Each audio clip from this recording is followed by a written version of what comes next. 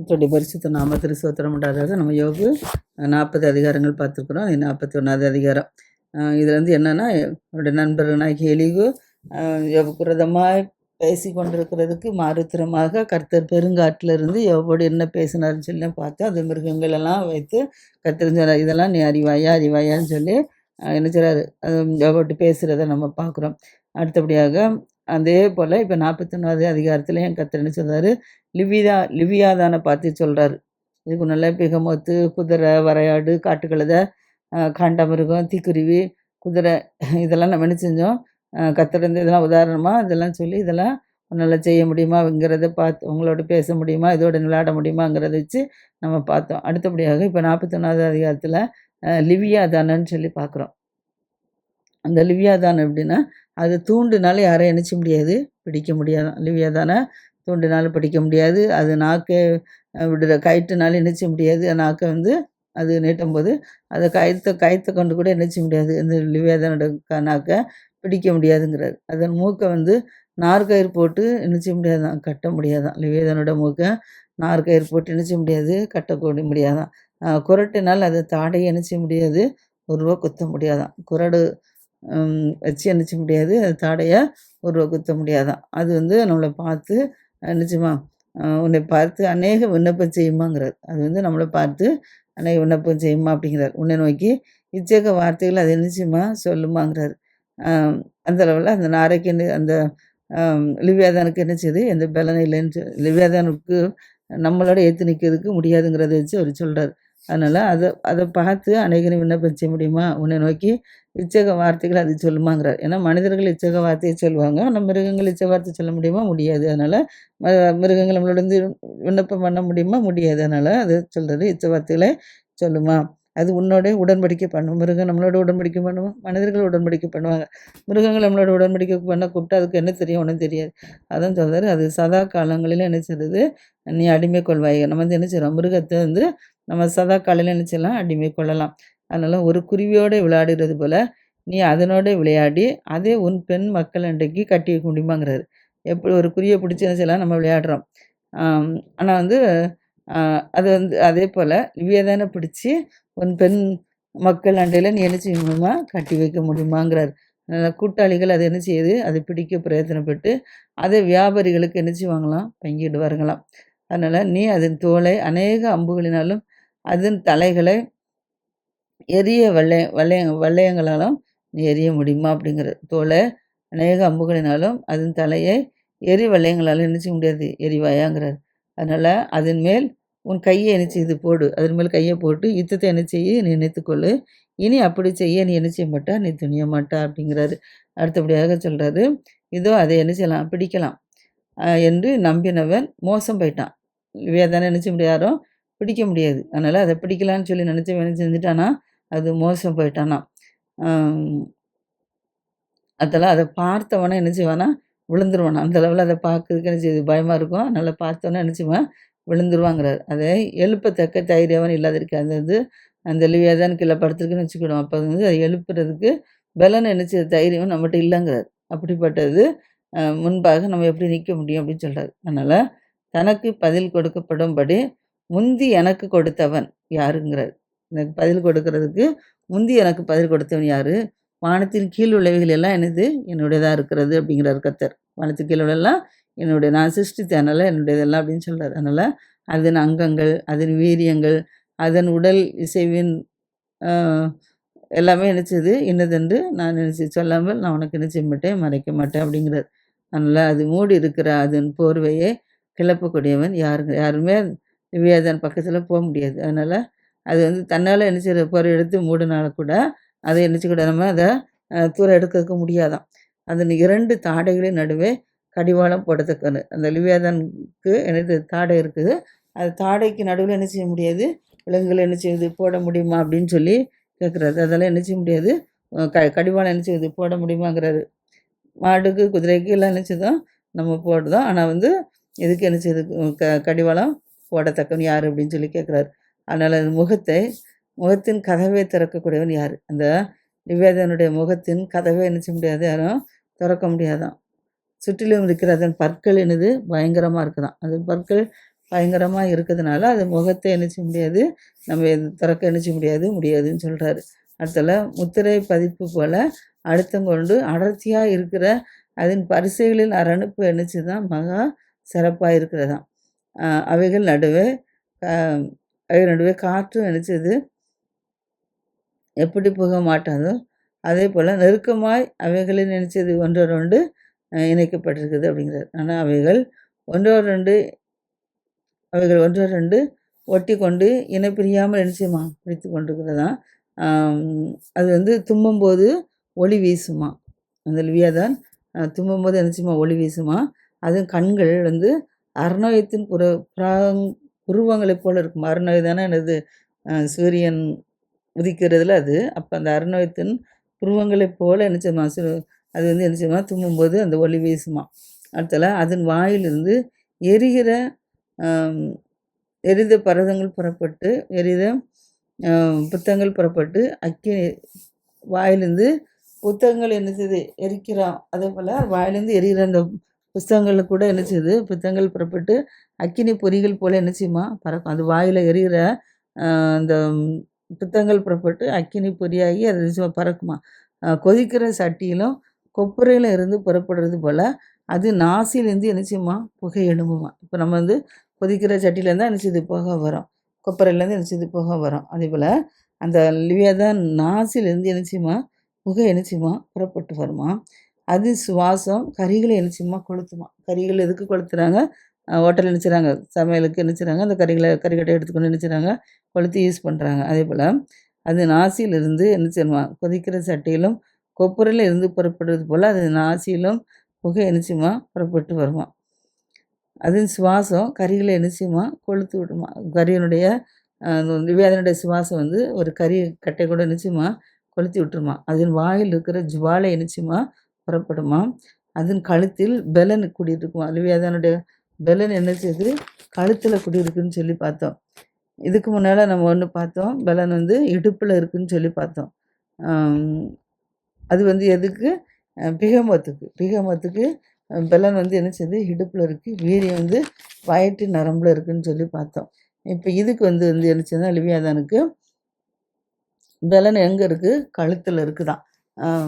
அது வந்து பயங்கரம் அதற்கு முன்னால் என்ன செய்யுமா கூத்தாடுமா.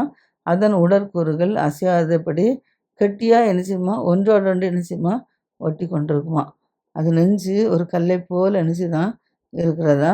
ஏந்திர கல் நினச்சிதான் அடிக்கல்லை போல நினச்சிதான் கெட்டியாக இருக்குது. அது கழுத்துகள் அது உடற்கூறுகள் அசையாத கெட்டியாக ஒன்று நினச்சிமா ஒட்டி கொண்டிருக்குமா.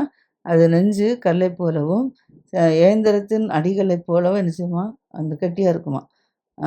அதனால் அது எழும்பும் போது பலசாலிகள் என்ன செய்கிறாங்க அஞ்சு பயத்தினால என்ன சொல்லலாம் மயங்கி போயிடுவாங்களாம். அது அந்த அது வந்து இந்த லிவியாதான் எழும்பி அந்த ரோட்டில் வந்து நிற்கும்போது என்ன செய்யுது முன்னால் வந்து நிற்கும்போது அந்த அது வந்து இந்த நெஞ்சு ஒரு கல்லை போல் என்னச்சமா இருக்குமா. ஏந்திரத்தின் அடிக்கல்லை போல் என்னச்சுமா அது வந்து கெட்டியாக இருக்குதான். அதில் அது எழும்பும்போது பலசாலிகள் அஞ்சு என்னச்சுறாங்களாம் பயத்தினால மயங்கி என்னச்சுவாங்களாம் தேய்ப்பார்களாம். லிவியாதான் அந்த இடத்த விட்டு எழும்பும்போது பலசாலிகள் கூட என்ன செய்வாங்களாம் அஞ்சு பயத்தினால் என்ன செய்வாங்க மயங்கி திகைத்துருவாங்களாம். அதை தாக்குறவனுடைய பட்டயம் யார் அந்த லிவியாதான தாக்குறாங்களோ அவங்களுடைய பட்டயம் ஈட்டி வல்லையம் கவசம் ஒன்றுமே என்ன செய்யதான் அதுக்கு முன்பாக நிற்க முடியாதான். எதாக இருந்தாலும் அது என்ன செய்யணும் முட்டி உடச்சி நினச்சிடுவான் போட்டு போயிடும். அதனால் அதுக்கு அது இரும்பை வைக்கோலாகவும் வெண்கலத்தை ஒரு உளுந்த மரமாகவும் நிச்சயமா ஆக்குமா. அது வந்து நினச்சது அந்த இரும்பை எப்படி வைக்கோலால் கட்டுறாங்களோ இந்த இரும்பை வந்து வைக்கோலாவும் வெண்கலத்தை நினச்சது உளுத்த மாவை போல் எண்ணுவாங்களாம். அந்த அளவில் இரும்புக்கு அந்த மதிப்பு இல்லை. அந்த அளவில் இது இருந்துச்சு இருக்குதான். அது வந்து யாரையும் என்ன செய்யாது அம்பு வந்து யாரையும் என்ன செய்யாது துரத்தாது. கவன் கண்கள் அதற்கு என்னச்சது ஒரு துருகத்தை போல் என்னச்சது கவன் கண்கள் இருக்கிறதாம். அடுத்தபடியாக அது வந்து என்னது கவன் கற்களை போல் துரும்பாக இருக்குன்னு சொல்லி பார்த்து இரும்பே வைக்கோலாகவும் வெண்கலத்தை உளுத்த மரமாகவும் எண்ணம் அம்பு அதை என்ன செய்யுது துரத்தாது. கவன் கற்கள் அதுக்கு முன்பாக என்ன செய்யறோம் ஒரு துரும்பை போல் இருக்குங்கிறார். அடுத்தல அது வந்து பெருந்தாடிகளை நினைச்சிறது தாளடிகளாக எண்ணி ஈட்டியின் அசைவை நினைச்சிட எழுகிறாராம். அதன் கீழாக கூர்மையான கத்திகள் என்ன செய்யுது கிடந்தால் கூட அது சேற்றின் மேல் ஓடுகிற வெள்ளத்தை போல் என்ன செய்யுமா ஓடுகிற வெள்ளத்தை போல் அந்த கற்கான அந்த அந்த கரங்களின் மீது என்ன செய்யுமா அது ஓடுமா. கீழாக கூர்மையான கற்கள் என்ன செய்யுது கிடந்து கிடக்கிறது, அது சேற்றின் மேல் ஓடுறது போல் கற்கான அவைகளின் மேலே என்ன செய்யுது ஓடுதுங்கிறது. அதனால் அது ஆழத்தை எப்படி எப்படி அந்த பெருந்தடிகளை அம்பு துரத்தாது, கவன்கள் அதுக்கு முன்பாக துரும்பை போல இருக்குது. ஆனால் பெருந்தடிகளை தாளடிகளாக எண்ணி ஈட்டின் அசைவை என்ன செய்யுமா அது இகழுமாம். அடுத்தபடியாக அதன் கீழாக கூர்மையான கற்கள் கிடந்தால் கூட அது சேற்றின் மேல் ஓடுகிறது போல கற்கான அவைகளின் மேலும் ஓடுமா. ஒரு ஆயுதங்கள் வெட்டி விடுற ஆயுதங்கள் இந்த குதிரை போகிற வெள்ளை கிடக்கு அது நினச்சிக்கிடுவோம். அப்படி கிடந்துச்சுன்னா அதில் என்ன செய்ய முடியாதான், ஒன்றுமே என்ன செய்ய முடியாதான், செய்ய முடியாதுங்கிறது. அது பெருந்தடைகளை தாழ்களை எண்ணி ஈட்டின் அசைவை இகழும். அதன் கீழாக கூர்மையான கற்கள் கிடந்தால் கூட அது சேற்றின் மேல் ஓடுறது போல் கற்பாக நினச்சிமா அது அவைகள் மேல் இருந்து ஓடுமா. அது ஆழத்தை நினச்சது உழைப்பானை போலவும் பொங்கு பண்ணுறாங்க ஆலயம். அந்த அது ஆழத்தை நினச்சது ஒரு உழைப்பான ஆழம் அந்த லிவியாதனோட ஆழம் ஒரு உழைப்பானை போல் நினச்சிமா அது பொங்கு பண்ணிக்கிட்டே இருக்குமா. வயிற்றுலேருந்து அப்படி ஆகாரங்கள் நினச்சதும் பொங்கிக்கிட்டே இருக்குமா. அந்த கடலை தைலியம் போல் நினச்சிமா கலக்கிடுமா. இந்த எப்படி அந்த கடல்லேருந்து நம்ம அதை அது என்ன பயப்பட ஆழம் இருக்கும், நம்ம போக முடியாது. ஆனால் அந்த இது என்ன செய்யுதுன்னா அது கடலில் என்ன செய்யும் தைலத்துக்கு போல் என்ன செய்யுமா கலங்க பண்ணிடுமா. அது தனக்கு பின்னால் என்ன செய்யுமா பின்னாடின பாதையில துலங்க பண்ணுமா. ஆழமானது ஒரு வெளிப்பை போன்ற தண்ணீரை போல் என்ன செய்தான் இருக்கிறதாம். அது ஆழத்தை உழைப்பானையாகவும் அடுத்தால அது பொங்க பண்ணி கடலை என்ன செய்றாரு தைலம் போல் கலக்கி விடுமா. அது தனக்கு பின்னாக பாறையை நிச்சயமாக துலங்க பண்ணுமா. தனக்கு பின்னால் பாறையை துலங்க பண்ணுமா. ஆழமானது வெளிப்பை போல் நிறைய போல் என்ன செய்யுமா விளங்குமா. அதனால் பூமி மேல் அதற்கு என்னது ஒப்பானது ஒன்றுமில்லைங்கிறார். நம்முடைய பூமியின் மேல் அதற்கு ஒப்பானது ஒன்றுமில்லை. அது நியாயப்பிரமாணத்தில் செய்தான் உண்டு பண்ணப்பட்டது.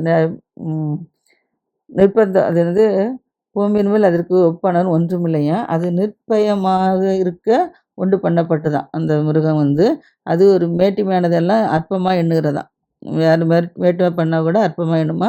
அது அகங்காரம் உள்ள ஜீவன்களுக்கெல்லாம் ராஜாவாக எந்தெந்த மிருகங்கள்லாம் அகங்காரமாக இருக்கிறதோ அந்த அகங்காரம் உள்ள மிருகங்களுக்கு அது ஒரு ராஜாவாக இருக்குது. இப்போ காட்டு மிருகங்களுக்கு யார் ராஜா, சிங்கம் சொல்லுவோம். அதே போல் இது என்னது யாரெல்லாம் மேட்டிமையாக இந்த மிருகத்தை எண்ணுறாங்களோ அதுக்கெல்லாம் ஒரு அகங்காரமான அகங்காரமுள்ள ஜீவன்களுக்கெல்லாம் இது என்னது ஒரு ராஜாவாக இருக்குதுன்னு சொல்லி லிவியாதானை குறித்து நம்ம பார்க்குறோம். இப்போ இப்படியெல்லாம் கர்த்தர் காட்டிலேருந்து பேசுனது பார்த்தோன்னே இப்போ யோபு கர்த்தருக்கு பிரயோஜனமாகவே பேசுகிறார். இது 42வது அதிகாரம். அதில் என்ன பேசுகிறார் அப்படின்னா, தேவரே நீ சகலத்தையும் என்ன செய்வார், நீ செய்ய வல்லவர், சகலத்தையும் நீ செய்ய வல்லவர், நீ செய்ய நினைத்தது என்ன செய்யாது தடைப்படாது என்பதை நான் அறிஞ்சிருக்கிறேன். நீ சகலத்தையும் நீ செய்ய முடியும், ஆனால் நீ செய்ய நினைத்தது நான் அறிஞ்சிருக்கிறேன், செய்ய நினைத்தது ஒன்று தடைப்படாதுன்னு சொல்லி நான் அறிஞ்சிருக்கிறேன் அப்படின்னு சொல்கிறார்.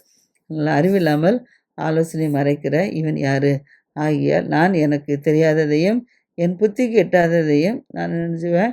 அந்த நாளில் நான் புத்திக்கு எட்டாதையும் நான் அறியாததையும் நான் நினச்சி அழைப்பினேன் அப்படிங்கிறது சொல்கிறார் யோபு. நீர் தான் சகலத்தை செய்ய வல்லவர், செய்ய நடத்தி தடைப்படாதுன்னு சொல்லிட்டு அறிவில்லாமல் ஆலோசனை மறைக்கிற இவர் யார், ஆகியால் நான் எனக்கு தெரியாததையும் என் புத்திக்கு எட்டாததையும் நான் அறியாததையும் நான் நினச்சிறேன் அழைப்பினேன்னு சொல்லி இருந்தார் சொல்கிறாப்புல. அதனால் சொல்கிறாரு, நீர் எனக்கு செவி கொடும்.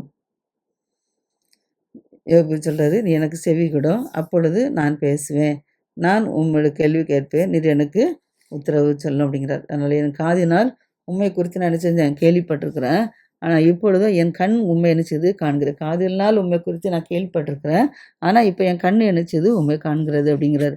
அடுத்தால யோபு சொல்கிறாரு, நான் என்னை அருவறுத்து தூளிலும் சாம்பலில் இருந்து நான் மனஸ்தாப்படுகிறேன். என்னையே நானே நினச்சிட அருவருக்கிறேன், நான் தூளிலும் சாம்பல் இருந்து நான் நினச்சிறேன், இந்த இதுக்காக நான் மனஸ்தாப்படுறேன் அப்படின்னு சொல்லி சொல்கிறாப்புல.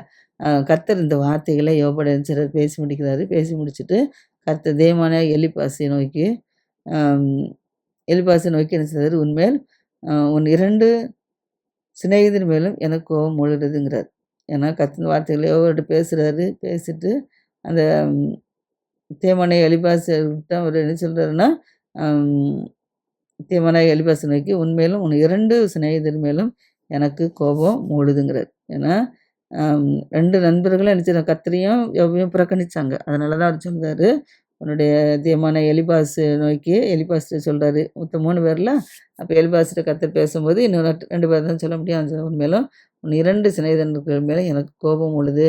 அதனால என் தாசனாகிய யோபு பேசினது போல நீங்கள் என்ன செய்து என்னை குறித்து நிதானமா பேசுங்கங்கிறாரு. எப்படி நிதானமா என்னை குறித்து பேசினாரோ அதேபோல ம் ஆ அ அவரு சொல்றாரு, இந்த வார்த்தைகள பேசுவார். எலிபாசு குறித்து சொல்றாரு. 2 சிநேகிதர்கள் எனக்கு கோபம் உள்ளது.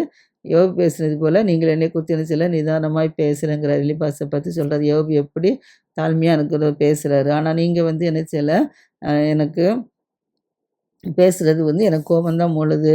நீங்க குறித்து என்னை குறித்து நிதானமா என்ன செய்யல, நீங்க பேசல அப்படின்னு சொல்லி, இப்ப யோபு சொல்றாரு, நான் துணியிலும் சாம்பல் இருந்து நான் மனஸ்தாபப்படுறேன்னு சொன்னார்ல. அதுக்கப்புறம் கர்த்தர் இந்த வார்த்தைகள யோபோட என்ன செய்றாரு, பேசின பின்பு கர்த்தர் தேவனான எலிபாசை நோக்கி சொல்றார். உன்னுடைய 2 சிநேகிதர் மேலும் எனக்கு கோபம் மூளுது. என் தாசனாய யோபு பேசினது போல நீங்கள் என்னை குறித்து என்ன செய்யல, நிதானமாய் பேசல அப்படிங்கிறாரு.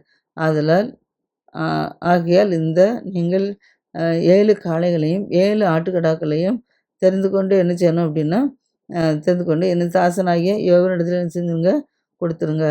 அம் அப்படிங்கிறார். 7 காளைகளையும் 7 ஆட்டுக்கடாக்களையும் தெரிந்து கொண்டு என் தாசனாகிய யோபுட்ட கொடுக்கும்போது, அவன் உங்களுக்கு என்ன செய்வான், சர்வாங்க தகனபலி என்ன செய்ய விடுவான். என் தாசனாகிய யோபு உங்களுக்காக என்ன செய்வான், வேண்டுதல் பண்ணுவார் அப்படின்னு சொல்லி கர்த்தர் என்ன செய்றாரு, எலிய கூப்பிட்டு சொல்றாரு. அப்படி சொல்றாரு. நான் வந்து அவன் முகத்தை பார்த்து உங்களை உங்கள் புத்தினத்துக்கு தக்கதாக நடத்தாதிருப்பேன். என் தாசனாகிய யோபு பேசினது போல நீங்கள் என்னை குறித்து என்ன செய்யுங்க, நிதானமா பேசல. யோபு என்னை குறித்து எவ்வளோ நிதானமா பேசினார். ஆனா நீங்க நீனும் உன்னுடைய 2 நண்பர்களும் சேர்ந்து என்னுடைய என்ன செய்யல, நீங்க நிதானமாய் பேசல அப்படின்னு சொல்லி சொல்றாரு. அடுத்தது தேவனாகிய எலிபாசும், சுசியனாகிய பில்தாதும், நாகமாத்தினான ரோப்பாரும் போய் என்ன செய்றாங்க, தங்கள் கர்த்தர் தங்களுக்கு சொன்னபடி என்ன செய்றாங்க. யாரு?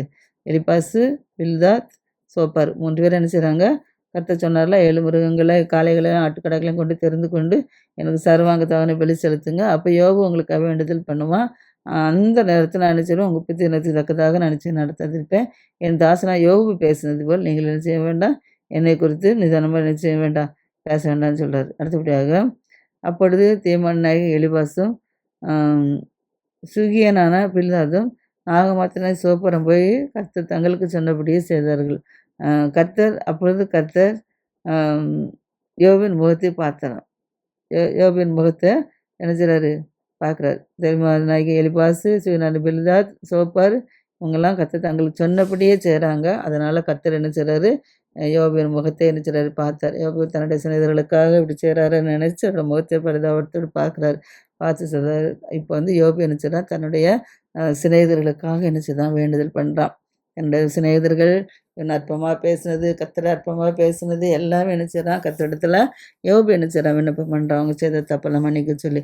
இப்படி கர்த்தர் என்ன செய்றாரு, யோபு தன்னுடைய சிநேகிதர்களுக்காக பண்ணினார். எவ்வளவோ சிநேகிதர் உயிருக்கு உயிரா பழகுனவங்க. ஆனா இப்போ அவர் படுற வேதனை பார்த்து என்ன செய்றாங்க, பரிகாசிக்கப்பட்டத பார்த்து தான் இப்போ க யோபு என்ன செய்றான், கர்த்தர் சொன்னபடி அவங்களாம் நீங்க சர்வாங்க தகன பலி செலுத்துங்க யோபுட்ட கொடுத்துன்னு சொன்னதுனால, யோபு என்ன செய்றான், அவங்களுக்காக சர்வாங்க தகன பலி செலுத்தி கர்த்தரிடத்துல என்ன செய்றாரு, விண்ணப்பம் பண்றாரு.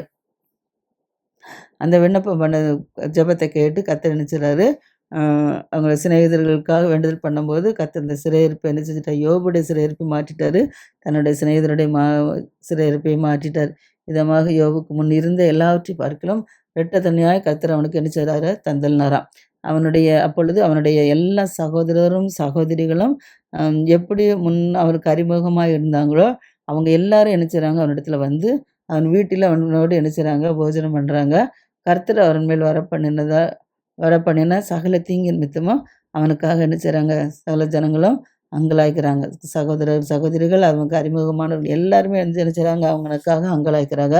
அவரவர் ஒவ்வொரு தங்க காசையும், ஒவ்வொரு பொன் ஆபரணத்தையும் என்ன செய்றாங்க, யோபுக்கு என்ன செய்றாங்க, கொடுக்குறாங்க.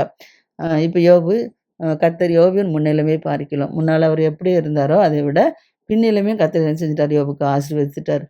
14,000 ஆடுகள், 6,000 ஒட்டகங்கள், 1000 ஏறுகள், 1000 கழுதைகள் அவனுக்கு என்ன செய்தான் உண்டாயிருந்துச்சாம்.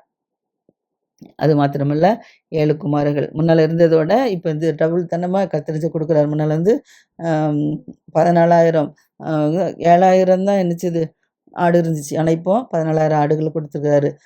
3000 ஒட்டகம் தான் இருந்துச்சு. இப்ப 6,000 ஒட்டகம் குடுத்துருக்காரு. 500 ஏர் தான் இருந்துச்சு. 1000 ஏர் குடுத்துருக்காரு. 500 கழுதை தான் இருந்துச்சாம். இப்ப 1000 கழுதைகள் இருக்காதாம். இப்படி யோவனுடைய முன்னிலைமை பார்க்கிலும், அவனுடைய பின்னிலைமை கர்த்தர் என்ன செஞ்சுட்டாரு? ஆசீர்வதிச்சுட்டாரு. மாத்திரமல்ல, யோபுக்கு 7 குமாரர்கள், 3 குமாரத்திகள் என்ன செய்றாங்க? பிறந்திருக்கிறாங்க. முன்னால உள்ளவங்கலாம் இடையில என்ன செய்றாங்க? செத்து போயிட்டாங்கன்னு சொல்லி பார்த்தோம். இப்போ கர்த்தர் என்ன செய்றாரு? யோபுக்கு 7 குமாரரையும், 3 குமாரத்தியும் கொடுக்குறாரு. மூத்த மகளுக்கு வந்து எமிபால் அப்படின்னு சொல்லி என்ன செய்றாரு? பேர் வைக்கிறாரு. 2ஆம் மகளுக்கு கத்சியால்ன்னு சொல்லி பேர் வைக்கிறாரு. 3ஆம் மகளுக்கு கிரேனாப் என்று சொல்லி என்ன செய்றாரு? பேர் வைக்கிறாரு. இப்படியாக யோபு என்ன செய்றார்? இரட்டைத்தனியாக கர்த்தர் ஆசீர்வதிக்கிறார். மூத்த மகளுக்கு எமிபால் என்றும், 2ஆம் மகளுக்கு கத்சியால் என்றும், 3ஆம் மகளுக்கு ரேனாய்பாம் என்றும் என்ன செய்றான்? யோபு பெயரிட்டிருக்கிறான். தேசத்தில் யோபுடைய குமாரத்திகளைப் போல சௌந்தரியமான பெண்கள் தேசத்தில என்ன செய்யலாம்? காணப்படலையாம். அந்த அளவுல கர்த்தர் யோபுடைய பிள்ளைகள என்ன செய்றாரு? ஆசீர்வதித்து குடுத்துருக்கிறாரு. அவர்கள் தகப்பன், அவர்கள் சகோதரின் நடுவே அவர்களுக்கு என்ன செய்றான்? சுதந்திரம். யாருக்கு? பெண் பிள்ளைகளுக்கு. 7 பெண் பிள்ளைகள் இருக்கான்னு சொல்லி பார்த்தாலும், அந்த பெண் பிள்ளைகள் அம் தன்னுடைய சகோதரர்கள் நடுவில 7 குமாரர்கள் இருக்காங்க. 3 குமாரத்திகள். இந்த 3 குமாரத்திகளுக்கும் அந்த 7 குமாரர்களுக்கு நடுவுல அவங்களுக்கு என்ன செய்றாரு? அம் எல்லாத்தையும் என்ன செய்றாரு? சுதந்திரத்த ஒதுக்கி குடுக்குறாராம். இதற்கு பின்பு யோபு 140 வருஷம் என்ன செய்றாரு? இந்த சம்பவங்களுக்கு பிறகு யோபுடைய பிள்ளைகள்லாம் அப்படி கஷ்டப்பட்டு வந்த பிறகு, இப்ப யோபு 140 வருஷம் என்ன செய்றாரு? உயிரோடு இருந்து 4 தலைமுறையாக தன் பிள்ளைகளையும், தன் பிள்ளைகளுடைய பிள்ளைகளையும் என்ன செய்றாரு? அம் கர்த்தர் கிருபை செய்றார். 140 வருஷம் உயிரோடு இருந்து 4 தலைமுறையாக தன் பிள்ளைகள், தன் பிள்ளைகளுடைய பிள்ளைகளையும் கர்த்தர் யோபுக்கான கிருபை செய்தார். யோபு நெடுநாள் இருந்து பூரண வயதுள்ளவர்களா மரிக்கிறத பார்க்கிறோம். இப்ப நாமும் கர்த்தருக்கு வாழும்போது, கர்த்தர் நம்மளையும் பூரண வயதுள்ள மரிக்க வைப்பார். கர்த்தர் தாமே ஆசீர்வதிப்பாராக. ஆமென்.